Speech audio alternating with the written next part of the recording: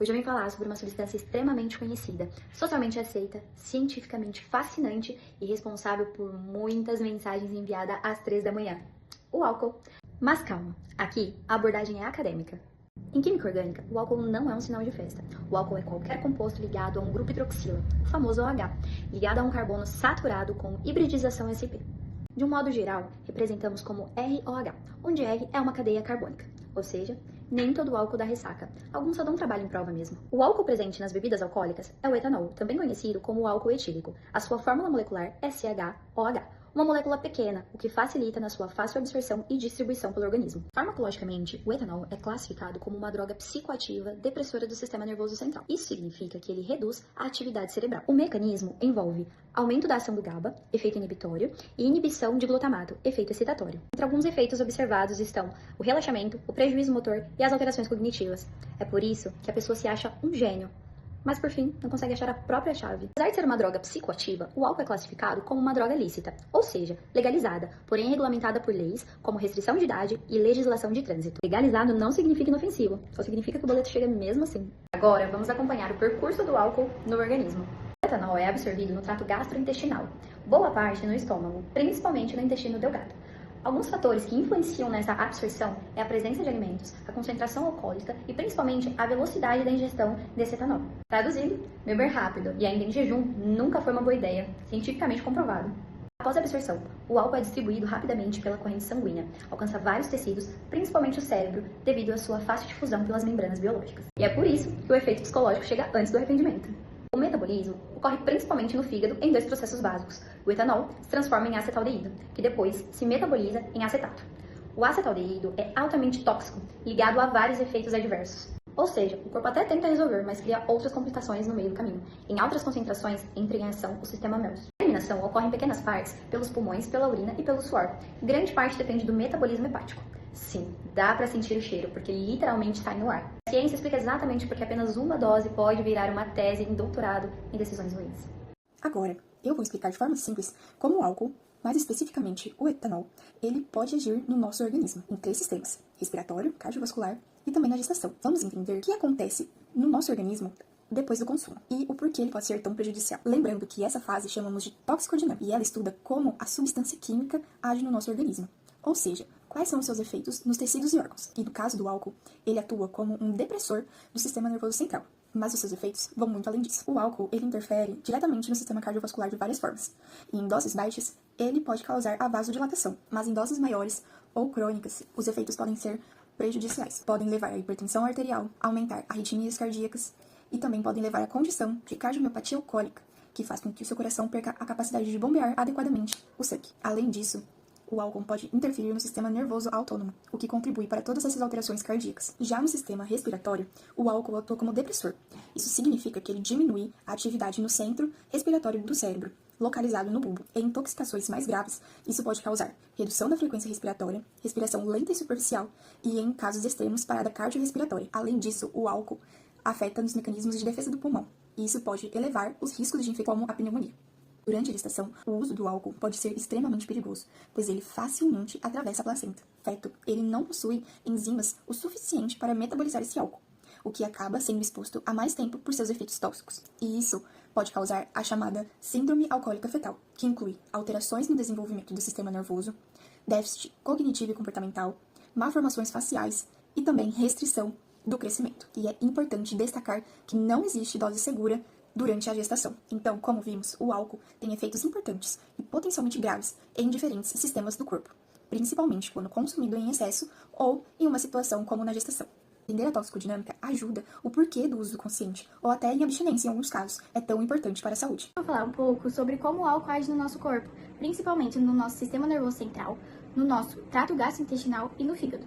Apesar de ser algo muito comum no dia a dia, o efeito dele é bem complexo e, em alguns casos, são bem prejudiciais. Começando pelo sistema nervoso central, o álcool ele é um depressor, ou seja, ele diminui a atividade do cérebro. Ele age principalmente aumentando o efeito do GABA, que é o neurotransmissor inibitório, e já diminuindo o glutamato, que é um efeito excitatório. Na prática, a gente pode dizer que o cérebro, ele desacelera, ele fica mais calmo, por isso que no começo a pessoa pode ficar mais solta, desinibida, mas isso não é porque ele estimula, e sim porque ele está reduzindo os mecanismos de controle. Conforme a dose é aumentada, né, começa a aparecer os efeitos negativos, como dificuldade de coordenação, uma fala mais lenta, alteração do julgamento e até prejuízo de memória. Em casos mais graves, né, pode levar ali a sonolência profunda, coma e até depressão respiratória. Já em caso de um uso crônico, o cérebro, ele começa a se adaptar a essa substância, a esse álcool, né, que pode acabar levando a dependência. Falando do sistema gastrointestinal, o álcool, ele tem um efeito irritativo direto na mucosa do estômago, ou seja, ele aumenta a produção de ácido, que ao mesmo tempo ele vai enfraquecer a barreira de proteção. Então a mucosa ali fica mais vulnerável. Isso vai explicar os sintomas que a gente tem quando a gente ingere o álcool, né? Como a dor na região do estômago, queimação, náusea, vômito e também acaba levando ao desenvolvimento da gastrite. Isso, né? O álcool no intestino, ele vai atrapalhar a absorção de nutrientes, principalmente as vitaminas do complexo B. Isso pode gerar uma consequência mais sistêmicas, inclusive neurológicas, ao longo do tempo. E por fim, eu vou falar do fígado, que é o órgão mais afetado, porque é nele que vai metabolizar o álcool. Durante o processo, é produzido os acetadeídos, que é uma substância tóxica que é altamente prejudicial para as células hepáticas. Com o consumo frequente ali do álcool, o fígado ele vai sofrendo danos progressivos. Primeiro ali vai aparecer uma esteatose hepática, que é o acúmulo de gordura, que ainda é reversível. Se aquele consumo continua, pode evoluir para uma hepatite alcoólica, que já envolve uma inflamação. Em estágios mais avançados, pode chegar na cirrose, que é quando o fígado ele perde sua estrutura e principalmente a função de uma forma mais irreversível. E aí começa a surgir as complicações mais graves, como uma insuficiência hepática. Então, no geral, o álcool ele tem efeitos importantes em vários sistemas do nosso corpo, mas o que a gente tem que entender aqui não é só pela quantidade, mas também pela frequência do consumo que influencia esses danos. Por isso, é algo que a gente tem que ter visto, né, com mais atenção, mesmo sendo tão comum no nosso dia a dia. Porque um dia pode ser que não seja tão reversível assim. Eu vou falar um pouco sobre a intoxicação aguda pelo álcool, alguns dos seus principais sintomas, complicações graves que podem ocorrer e o tratamento indicado. A intoxicação aguda ocorre quando o consumo de álcool supera a capacidade do fígado de metabolizá-lo. Isso resulta em altos níveis de etanol na corrente sanguínea, que acabam afetando o cérebro e até alguns órgãos vitais. Como resultado, ocorre a diminuição progressiva do nível de consciência e comprometimento das funções cognitivas e motoras. A gravidade da situação depende da quantidade ingerida, da velocidade do consumo do álcool e das características físicas individuais de cada pessoa. Os sintomas evoluem conforme aumenta a concentração do álcool no sangue. Entre os principais, nós temos a confusão mental, que é causada pela depressão cortical, levando à alteração do julgamento e da orientação, a ataxia, devido à ação do álcool no cerebelo, que acaba comprometendo o equilíbrio e a coordenação, náuseas e vômitos, devido à irritação da mucosa gástrica, hipoglicemia, que ocorre porque o álcool inibe a gliconeogênese hepática, reduzindo assim a produção de glicose, e a hipotermia, que é causada pela vasodilatação periférica, que acaba aumentando a perda de calor do corpo. Nos casos mais graves também podem evoluir para coma. Em quadros mais severos, podem surgir algumas complicações potencialmente fatais. Entre elas está a broncoaspiração, que é a entrada acidental de alimentos, líquidos ou vômitos nas vias aéreas e nos pulmões. O álcool reduz o nível de consciência e deprime os reflexos protetores das vias aéreas, como o reflexo da tosse, por exemplo. Então, se o paciente chegar a vomitar e não estiver consciente, pode aspirar esse conteúdo gástrico para os pulmões. Isso pode levar a uma pneumonite química, infecção pulmonar ou até uma insuficiência respiratória. Pode ocorrer também a depressão respiratória, que é uma condição crítica caracterizada pela respiração lenta, superficial ou até ineficaz, resultando num acúmulo perigoso de dióxido de carbono e a falta de oxigênio no sangue. Isso pode causar uma hipóxia grave e, em situações extremas, até uma parada respiratória. Outra complicação grave seria a acidose metabólica. Isso é causado pelo consumo excessivo de álcool em combinação com o jejum. Quando a pessoa está em um bom tempo prolongado já de jejum, ela tem uma falta de nutrientes que são necessários para o corpo.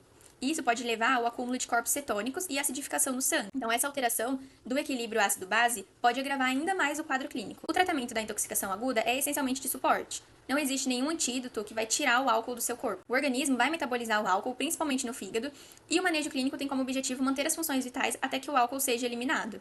Diante desse quadro, existem algumas condutas que possam ser seguidas.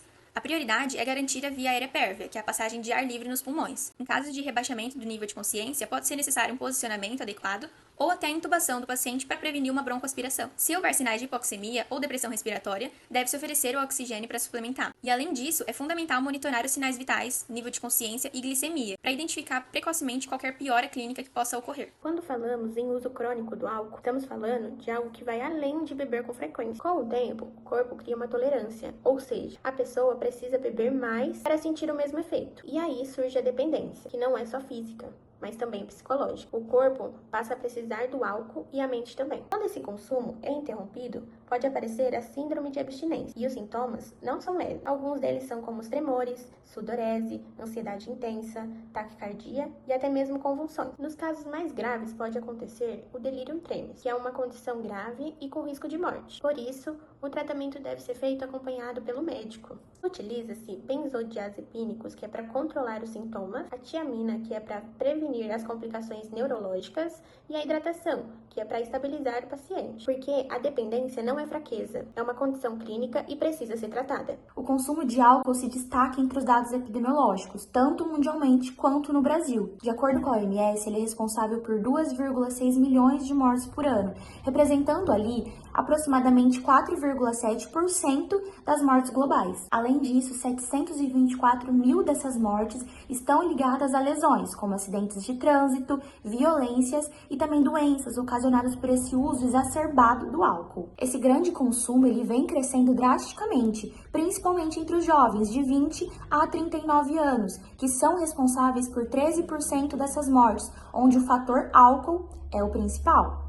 Ele também está diretamente ligado a mais de 200 doenças, sejam hepáticas, cardiovasculares e também a vários tipos de câncer. É nítido que esse uso excessivo do álcool ele tem um impacto muito grande na nossa sociedade, porque eles estão diretamente ligados através de acidentes de trânsito, violências, problemas familiares, relacionamentos pessoais e também o trabalho. As interações medicamentosas vai ser o álcool podendo causar efeitos adversos quando ele vai ser combinado com certos medicamentos, e isso vai potencializar riscos graves da saúde. Os benzodiazepínicos com o álcool vão aumentar o risco de depressão respiratória, podendo levar a sedação intensa, coma e até a morte. Agora, o paracetamol vai elevar os riscos de dano ao fígado, e isso vai aumentar a chance de hepatotoxicidade. Agora, os antidepressivos com o álcool vai potencializar os efeitos sedativos, que vai resultar em depressão e também riscos elevados de overdose. Aí agora a gente entra na neuroadaptação, que vai ser com o uso crônico do álcool, que vai mudar ali os mecanismos dos neurotransmissores do cérebro. O álcool ele vai aumentar a ação do GABA e reduzir a ação do glutamato, o neurotransmissor excitatório. E aí com o tempo, o cérebro ele vai se adaptar por meio dessa diminuição do GABA e o aumento do glutamato. E quando a pessoa ela interromper esse uso, esse desequilíbrio ele vai causar ali sintomas de abstinência, com tremores, ansiedade, vai causar insônias e até convulsões. A base da abstinência, ela vai estar nas alterações adaptativas do nosso sistema nervoso central. A prevenção dos danos, ela vai envolver um conjunto de estratégias coordenadas. A gente vai ter ali uma educação em saúde, acompanhada com campanhas de informações sobre os riscos do álcool, especialmente quando ele for associado aos medicamentos. A gente também tem que ter políticas públicas com regulamentações, que vai limitar o acesso, controle e venda, fiscalização rigorosa. E, claro, a lei seca, que vai ser as leis que vão proibir dirigir sob o efeito do álcool, que vai reduzir os acidentes e as mortes. As estratégias de redução vai ser com as orientações do consumo responsável, oferta de serviços de apoio e também tratamento para quem é dependente. Em resumo, o álcool ele pode interagir perigosamente com os medicamentos e isso provoca adaptações cerebrais importantes no consumo crônico e aí vai exigir ações preventivas em múltiplos níveis.